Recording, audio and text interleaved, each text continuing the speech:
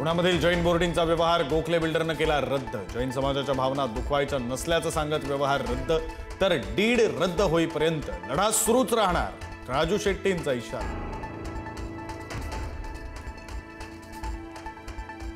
जोपर्यंत ट्रस्टवर कारवाई होणार नाही आणि जागा जैन बोर्डिंगच्या नावावर होणार नाही तोपर्यंत आमचं आंदोलन सुरू राहणार, आचार्य गुप्तिनंदजी महाराज यांचा इशारा।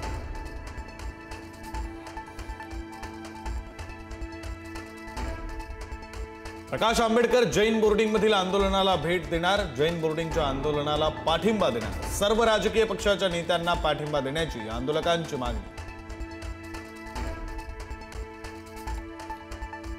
केंद्रीय गृहमंत्री अमित शहा आज मुंबईमध्ये महाराष्ट्र भाजपच्या प्रदेश मुख्यालयाचं शहांच्या हस्ते भूमिपूजन, मासेमारी करणाऱ्या अत्याधुनिक नौकांसह इंडिया मेरीटाईम वीक 2025 चा शहांच्या हस्ते शुभारंभ।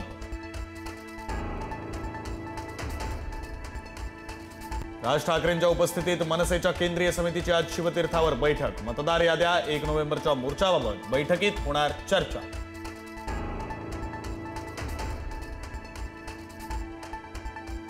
ठाकरेंच्या शिवसेनेचा आज निर्धार मेळावा, उद्धव ठाकरे कार्यकर्त्यांना करणार मार्गदर्शन, तर आदित्य ठाकरे फोडणार बोगस वोटिंग बॉम्ब, मुंबईतील मतदार यादीतील घोळ करणार सादर।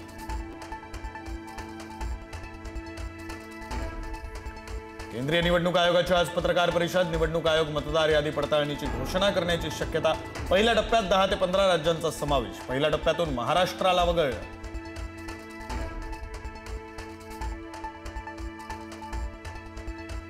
शरद पवारांच्या राष्ट्रवादीतील प्रमुख नेत्यांची आज बैठक, स्थानिक स्वराज्य संस्थांच्या निवडणुकीच्या पार्श्वभूमीवर बैठक, थोड्याच वेळात वायबी चव्हाण सेंटरला बैठक सुरू होणार।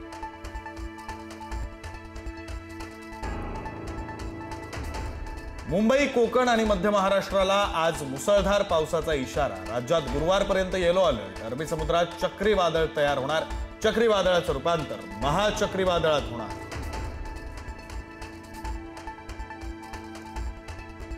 राज्यातील अनेक भागामध्ये अवकाळी पावसाचा तडाखा, गडचिरोलीमध्ये कापणी केलेलं धान्य भिजल्यानं हातातोंडाशी आलेला घास हिरावला, नाशकात डाळिंबाच्या बागा उद्ध्वस्त, तर अकोल्यामध्ये कापूस आणि सोयाबीन भिजले।